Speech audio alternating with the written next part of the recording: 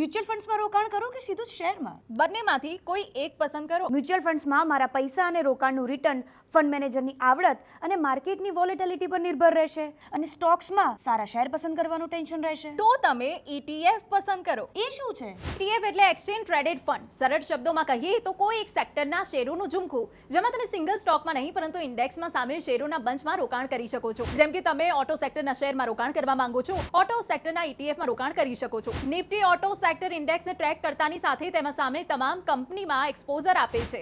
ETFને સ્ટોકની જેમ જ એક્સચેન્જ પર ટ્રેડ કરી શકશો. આ એક પેસિવ ઇન્વેસ્ટમેન્ટ છે જે કોઈ એક ઇન્ડેક્સ સેક્ટર, થીમ કે કોમોડિટીમાં રોકાણ કરે છે. જ્યારે તમે ETFનો એક યુનિટ ખરીદો છો તો તમે તેનાથી જોડાયેલા ઇન્ડેક્સમાં રોકાણ કરો છો.